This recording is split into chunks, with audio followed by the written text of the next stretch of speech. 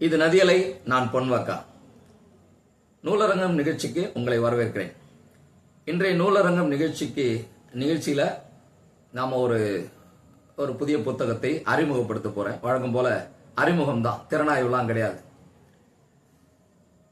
இந்த அறிமுகத்துக்கு போறதுக்கு முன்னாடி ஒரு இரண்டு சொற்களை நாம புரிந்து கொள்ள வேண்டியது அவசியம். ஒன்று சுதந்திரம், இன்னொன்று சுதந்திரம்.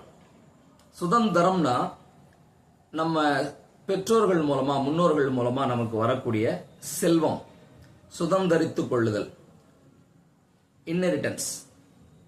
சுதந்திரம் அப்படின்னா இன்டிபெண்டன்ஸ், யாரையும் சார்ந்திராமை அல்லது நானே சுயமாக இயல்பாக வாழக்கூடியது. இந்த சுதந்திரம்னு சொல்றதுலயும், சுதந்திரம்னு சொன்னா நான் யாரையும் சார்ந்திராம நான் சுயமா என்னுடைய மனம் போன போக்கில் என்னுடைய விருப்பப்படி நான் செயல்படுவதற்கான ஒரு சூழல். ஆனா சுதந்திரம் சொல்றதை காட்டிலும் விடுதலைன்னு சொல்ற இன்னொரு சொல் இருக்கு இல்லையா, அதுவும் என் விருப்பப்படி நான் வாழுவதற்கான வாய்ப்பை வழங்குவது பற்றி ஒரு சொல் தான். ஆனால் அதுல இன்னொரு விஷயம் இருக்கு. ஏதோ ஒன்றிலிருந்து நான் விடுதலை ஆக்கப்பட்டிருக்கிறேன். ஸோ விடுதலைங்கிற சொல் இன்னும் அந்த சுதந்திரம், இப்ப நம்ம இண்டிபெண்டன்ஸ்லாம் கொண்டாடுறோம் இல்லையா, சுதந்திர தினம்னு சொல்றதை விட விடுதலை திருநாள்னு சொல்றது சரியா இருக்கும். ஏன்னா நம்ம பிரிட்டிஷ் ஏகாதிபத்தியத்துக்கு கீழே இருந்து நம்ம விடுதலை பெற்றிருக்கிறோம். அதே போல கிறிஸ்தவர்களாகிய நமக்கும் ஒரு விடுதலை பெற்ற ஒரு வாழ்க்கை கிடைத்திருக்கிறது. எதிலிருந்து விடுதலை பெற்றிருக்கிறோம்? பாவத்திலிருந்து விடுதலை பெற்றிருக்கிறோம், பாவத்தினுடைய அதிகாரத்திலிருந்து விடுதலை பெற்றிருக்கிறோம். ஆனா விடுதலை பெற்ற நாம அந்த விடுதலையை அனுபவ ரீதியாக வாழுகிறோமா? அது பற்றிய ஒரு நூலை தான் டாக்டர் ஜோஷுவா டி ஞானசேகர் எழுதியிருக்கிறார். அந்த நூல் விடுதலையாக வாழ, இதுதான் அந்த நூல். இந்த நூல் ஒரு 60 பக்கம் இருக்கிறது, 10 அதிகாரங்கள் இருக்கின்றன. இந்த விடுதலை அப்படிங்கிறது சுதந்திரத்தோட மேலானதுன்னு சொன்னேன் இல்லையா, அந்த விடுதலையை நாம ரோமர் 6ஆம் அதிகாரத்துல பார்க்கும்போது, ஆகையினால என்ன சொல்லுவோம்? பாவம் பெருகிற இடத்துல கிருபை பெருகும்னு சொல்றதுனால கிருபை பெருகும்படிக்கு நாம் பாவத்திலே நிலைத்திருப்போமா? ஏன்னா ரோமர் 5ஆம் அதிகாரத்துல பாவம் பெருகுகிற இடத்தில் கிருபை பெருகுகிறது அப்படின்றதோட முடியுது பைபிள்ல. அப்போ 6ஆம் அதிகாரத்துல பவுல் கேட்பாரு, அதனால என்ன சொல்லுவோம்? கிருபை பெருகிறதுக்காக நம்ம பாவத்திலே நிலைச்சு நிற்க முடியுமா? முடியாதே அப்படின்னு சொல்லிட்டு சில ஆர்குமெண்ட்ஸ் அங்க வைக்கிறாரு. விடுதலை பெற்ற ஒரு வாழ்க்கையை நாம் நடைமுறையில வாழ்வதற்காக வேதத்தினுடைய அந்த பகுதி ரொம்ப ரொம்ப பிராக்டிக்கல் இஷ்யூஸ், பிராக்டிக்கலான விஷயங்களை ரோமர் 6ஆம் அதிகாரம் பேசுகிறது. அந்த ரோமர் 6ஆம் அதிகாரத்தை இன்னும் நாம தற்கால வாசகர்கள் புரிந்து கொள்வதற்காக அதுல இருந்து ஒரு ஸ்டடி பண்ணி, வெறும் ரோமர் 6ஆம் அதிகாரத்திலிருந்து மட்டும் இந்த புத்தகம் எழுதப்பட்டிருக்கிறது. இது ஒரு ஸ்டடி, ரொம்ப அழகா இருக்கும். இந்த ஸ்டடி புக்கு உள்ள போறதுக்கு முன்னாடி அவரே, நம்ம எழுத்தாளரே ஒரு விஷயத்த சொல்றாரு. இது நமது விடுதலையின் இறையியல் அடிப்படைகளை மட்டுமல்ல, இந்த சுதந்திரத்தை நமது அன்றாட வாழ்வில் நடைமுறையில் எவ்வாறு வாழ முடியும் என்பதை ஆராய்வதை நோக்கமாக கொண்டுள்ளது. லிவிங் த லிபரேஷன் அப்படிங்கறத இந்த புத்தகத்தினுடைய ஆங்கில தலைப்பு. சோ இது விடுதலை பெற்றிருக்கிற நாம் அந்த விடுதலையை எப்படி வாழ வேண்டும் அப்படின்னு சொல்லிட்டு கிருபையை அதிகமாக விளக்குகிறார். கிருபையை பற்றி நம்ம சொல்லும்போது நம்ம சொல்லுவோம், கிருபைங்கிறது அன்டிசர்வ்டு ஆளுக்கு காண்பிக்கப்பட்ட ஒரு ஃபேவர், அதாவது தகுதியற்றவனுக்கு காண்பிக்கப்பட்ட ஒரு இரக்கம், அந்த மாதிரி நம்ம சொல்லுவோம். ஆனா அது மட்டும் தான் கிருபையா என்றால் கிருபை அப்படிப்பட்டது அன்று. அது என்ன செய்யுதுன்னு சொன்னா நமக்கு நிறைய விஷயங்களை போதிக்குது. இதை பற்றி பைபிள்ல நாம ஒரு வசனத்தை வாசிப்போம். இந்த புத்தகத்துல 6ஆம் அத்தியாயத்துல அது இருக்கிறது. அதாவது தீத்து 2:11-12 வரைக்கும். ஏனெனில் எல்லா மனுஷருக்கும் ரட்சிப்பை அளிக்கத்தக்க தேவ கிருபையானது பிரசன்னமாகி, நாம் அவபக்தியையும் லௌகீக இச்சைகளையும் வெறுத்து தெளிந்த புத்தியும் நீதியும் தேவ பக்தியும் உள்ளவர்களாய் இவ்வுலகத்திலே ஜீவனம் பண்ணி, நாம் நம்பியிருக்கிற ஆனந்த பாக்கியத்துக்கும் மகாதேவனும் நமது இரட்சகருமாகிய இயேசு கிறிஸ்துவனுடைய மகிமையின் பிரசன்னமாகுவதற்கும் எதிர்பார்த்து கொண்டிருக்கும்படி நமக்கு போதிக்கிறது. சோ கிருபை வெறுமனே நம்மளை மன்னித்து விட்டு விடுகிறதோ அல்லது நீ என்ன செஞ்சாலும் பரவாயில்ல அப்படிங்கிறது இல்ல. நிறைய பேர் அப்படிதான் புரிஞ்சு வச்சிருக்கிறோம் கிருபையை. இப்படி சொல்லுவாங்க அறிஞர்கள், கிருபை என்பது நாம் பாவம் செய்வதற்கான அனுமதி கிடையாது, அது பாவம் செய்யாமல் நாம வாழ்வதற்கு தேவனால் கொடுக்கப்பட்ட ஆற்றல் அப்படின்னு சொல்லி சொல்லுவாங்க. இப்போ நம்ம பாவம் செய்யறதுக்கு கிருபையை பயன்படுத்தி கொள்ளுகிறோம். நாம் தவறி போனால் கிருபை கிடைக்கிறது என்பதை நாம் சொல்லுகிறோம். அது உண்மைதான், இல்லை என்று சொல்லவில்லை. ஆனா அதுக்காக நம்ம பாவம் செய்யறதுக்கான அனுமதியா என்று கேட்டால் இல்லை. இதையெல்லாம் இந்த புத்தகம் பேசுகிறது. இந்த புத்தகம் முதலே சொன்னது மாதிரி 60 பக்கங்கள், 10 அதிகாரங்கள்.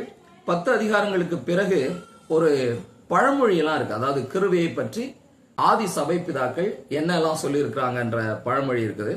இந்த புத்தகத்தினுடைய ஒவ்வொரு அத்தியாயத்திலையும் பிரதிபலிப்பு கேள்விகள் இருக்கின்றன. அதான் ரொம்ப ரொம்ப ஹைலைட் இந்த புக்ல. நாம படிச்சது ஒரு தியரியா மட்டும் போகாம என்னுடைய வாழ்க்கையில இதை எப்படி அப்ளை பண்ணலாம், அப்ளிகேஷன் கொஸ்டின்ஸ் இருக்கு, பிரதிபலிப்பு கேள்விகள் இருக்கின்றன. அதுக்கப்புறம் அந்த பிரதிபலிப்பு கேள்விகளோட ஒரு சின்ன பிரார்த்தனை இருக்கு. ஒவ்வொரு அதிகாரத்தினுடைய இறுதியிலும் ஒரு சின்ன பிரார்த்தனை இருக்கிறது. இந்த அதிகாரத்துல நாங்க என்ன கற்றுக்கொண்டோமோ அது எங்கள் வாழ்க்கையில இருக்கிறதுக்கு அல்லது செயல்படுவதற்கு அல்லது நாங்கள் செயல்படுத்துவதற்கு எங்களுக்கு அருள் புரியும் ஆண்டவரே அப்படிங்கிற மாதிரி ஒரு அருமையான கன்ஃபெஷன் பிரேயர் மாதிரி அருமையான பிரேயர்ஸ் வச்சிருக்காங்க. ரொம்ப சின்ன பிரேயர் தான். ஏன் இதை நாம் சொல்றோம் அப்படின்னா, இந்த ரட்சிக்கப்பட்ட உடனே எல்லாமே ஆட்டோமேட்டிக்கா மாறிடும் அப்படின்னு நம்ம கிறிஸ்தவர்கள் நிறைய பேர் நம்பிக்கிட்டு இருக்கோம். நிச்சயமே கிடையாது. ரட்சிக்கப்பட்ட பிறகும் இதே பாடியில தான் நான் வாழுறேன், இதே உலகத்துல தான் வாழுறேன். இந்த சூழல்கள் எதுவுமே மாறல. ஆக்சுவலி நானுமே மாறல, எனக்குள்ளதான் மாற்றம் நடந்திருக்கிறது. ஆனால் அந்த மாற்றத்தை பரிசுத்த ஆவியானவருடைய துணையோடு வேத புத்தகத்தினுடைய வழிகாட்டுதலோடு நான் அப்ளை பண்ண வேண்டும், பிராக்டிஸ் பண்ண வேண்டும். அதுக்கு தான் பைபிள்ல நிருபங்கள் கொடுக்கப்பட்டிருக்கின்றன. அதுக்கு தான் பைபிள்ல போதனைகள் கொடுக்கப்பட்டிருக்கின்றன. ஏன் இன்னைக்கு கிறிஸ்தவர்கள் தவறு செய்யறோம், நான் செய்யறோம்னு என்ன சேர்த்து தான் சொல்றேன் இல்லையா? கிறிஸ்தவர்கள் நிறைய இடங்கள்ல தவறு செய்யறதுக்கு காரணம் என்னன்னு சொன்னா, இந்த வேதத்தினுடைய வழிகாட்டுதலை நாம் புரிந்து கொள்ளாமல் அல்லது அசட்டை செய்து நம்ம போய்விடுறோம். இப்ப இந்த சின்ன புத்தகத்துல ஒரு எளிய விசுவாசி வேத புத்தகத்தை சார்ந்து பரிசுத்த ஆவியானவரால் நடத்தப்படுகிற ஒருவராக நாம் அடைந்திருக்கிற பாவத்திலிருந்து நாம் பெற்றிருக்கிற அந்த மிகப்பெரிய விடுதலையை வாழ்ந்து காட்டுவதற்கு இந்த புத்தகம் ஒரு வழிகாட்டும். நான் மறுபடியும் சொல்றேன், இந்த புத்தகம் நமக்கு வழிகாட்டாது, வேத புத்தகம் தான் வழிகாட்டும்.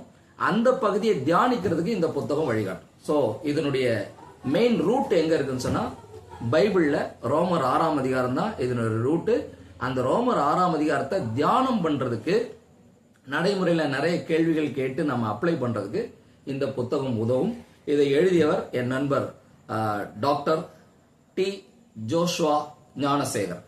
அவரு சென்னை நீலாங்கரை மற்றும் கண்ணகி நகர் பகுதிகளில் வாழ்வுதரும் நற்செய்தி மன்றம் என்ற பெயரிலே திருச்சபை நடத்தி வருகிறார். அவர் ஒரு பிசியோதெரபிஸ்ட்ல பிஜி முடிச்சவர், அதாவது பீடியாட்ரிக் பிசியோதெரபிஸ்ட், அதாவது முதுநிலை இயன்முறை மருத்துவர். அது மட்டும் இல்லாம அவர் ஒரு தியாலஜியன், டிடாஸ்கோ தியாலஜிக்கல் அகாடமியினுடைய டீனாக இருக்கிறார். பிறகு அகாடமி ஆஃப் கிறிஸ்டியன் ஸ்டடீஸ் என்கிற பெயரில் ஒரு பிப்ளிக்கல் வேல்யூஸ் கோர்ஸ் நடத்துகிற ஒரு நிறுவனத்தை, ஒரு அகாடமி நடத்தி வருகிறார். யூடியூப்ல ஜோஷுவா ட்ரம்பட் அப்படிங்கிற ஒரு சேனல் நடத்திட்டு இருக்கிறாரு.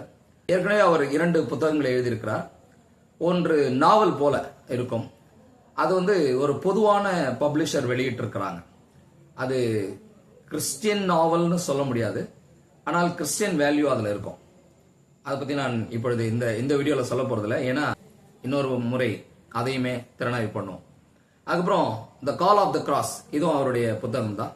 இப்படி இதுக்கு முன்னாடியும் ஒரு சில புத்தகங்கள் எழுதியிருக்கிறார். அதை பற்றி எனக்கு மிக துல்லியமாக தெரியாது. அவர் ஒரு எழுத்தாளர், கவிஞர், போதகர், பாஸ்டர், அப்புறம் இன்னும் பல துறைகளில் வேலை செஞ்சுட்டு இருக்கிறார். ஸோ நல்ல தன்னுடைய நெடுநாளைய அனுபவத்தோடு இந்த நூல்களை எழுதியிருக்கிறார். இந்த நூலை அவரே பப்ளிஷ் பண்ணியிருக்கிறார். இது எதுவும் பெரிய பப்ளிஷர் கிட்ட கொடுத்து பப்ளிஷ் பண்ணல. அதனுடைய ஒரு 1 இயருக்கு முன்னாடி உள்ள ரேட் 120 ரூபாய்.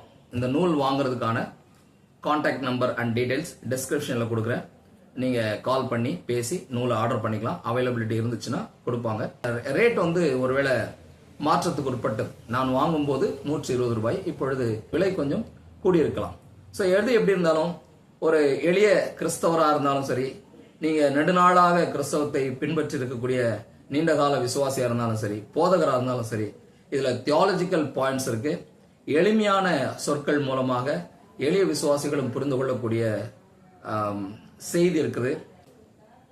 விடுதலையாக வாழ என்கிற இந்த புத்தகம் ரோமர் 6ஆம் அதிகாரத்திலிருந்து மட்டும் எடுக்கப்பட்ட நடைமுறை தியானங்கள் என்பதனால இதனுடைய பரப்பெல்லை ரொம்ப குறுகியதா இருக்கிறதுனால நம்ம ஈஸியா வாசிச்சிடலாம்.